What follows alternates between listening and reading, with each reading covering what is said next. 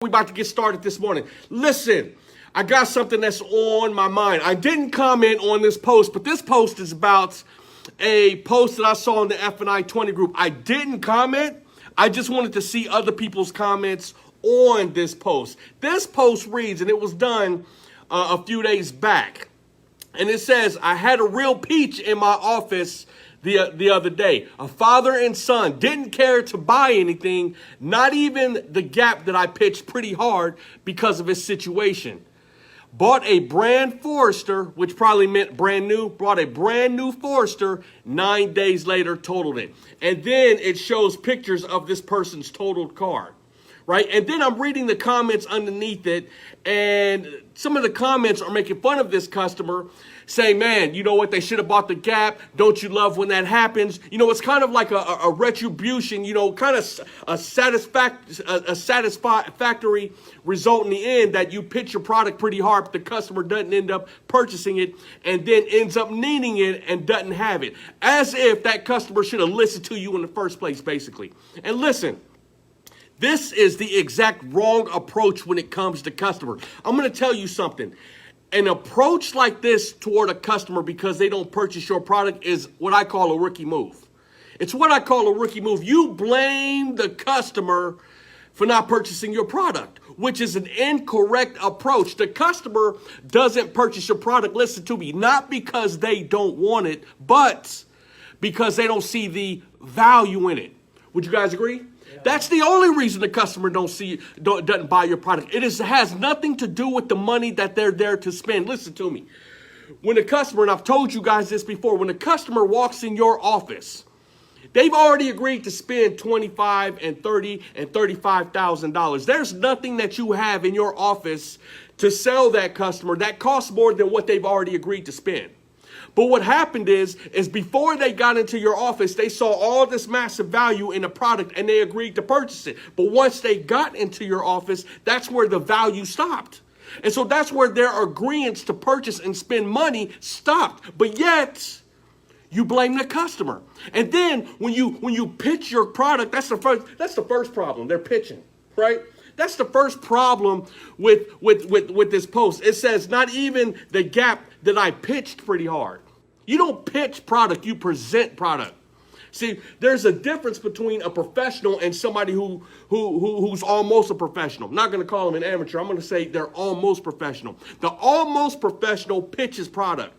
The almost professional uses scripts to close customers.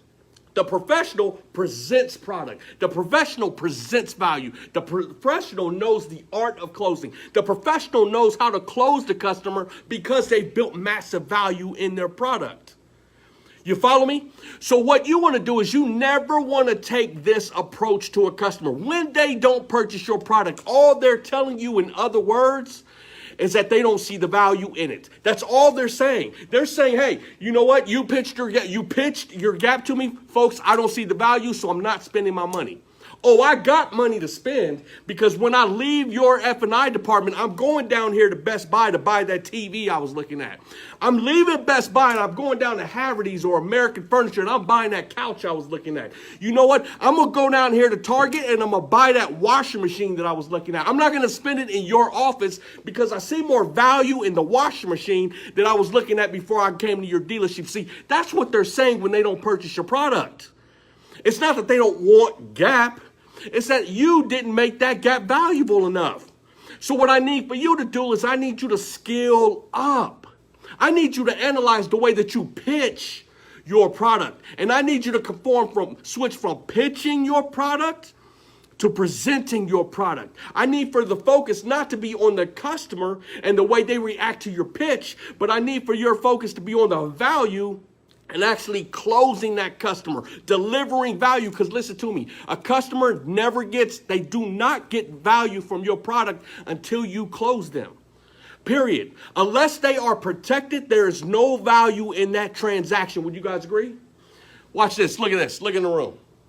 You guys agree with that? Yep. There is no value to a customer until they take advantage of your product, until they are protected, until that customer is protected, until that vehicle is protected, until their loan is protected. And it is up to you and I who sit in these dealerships, you and I who are the professionals, you and I who have been given the opportunity to present this to the customer. It's up to you and I to stay razor sharp when it comes to our product. It is never the customer's fault. It is never, ever, ever the customer's fault. So never, ever take that approach. Listen to me. If you're going to take that approach, you might as well walk around and just say, hey, I'm an amateur. Hey, I don't know what I'm doing. Hey, you know what? If the customer doesn't buy from me, I blame them. I'm an amateur. Right? Imagine if you went to a furniture store or Target or Walmart or whatever grocery store you go to, and the people there blamed you for not buying their bananas.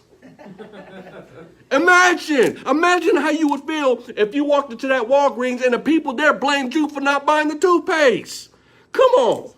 How are you going to blame a customer? How are you going to approach a customer that way or blame a customer for not buying your product? Dude, listen to me. You're the professional. The customer is there to buy. They came in with a wad of cash and say, listen, I'm only buying value today. So if you have no value to present to me, then I'm not spending any money. But those who show me value, I'm going to make it rain. This is the approach. This is what you have to understand about customers. So I need for everybody on here to reanalyze, to refocus, to get ready to skill up, to refocus on that target and focus not on pitching your product, but rather presenting value. Sharpen your axe.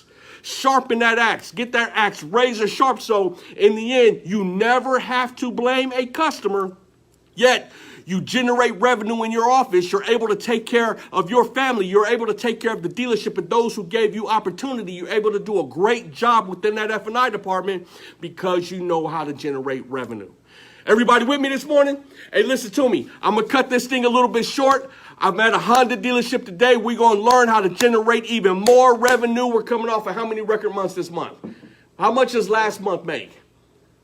4 record months. 4, that's the GSM. How many record months? 4 record months in a row. 4 record months in a row. We about to go beast mode. And listen to me, we're about to make August the 5th record month at this Honda store. Oh, and one last thing. How much cash deals?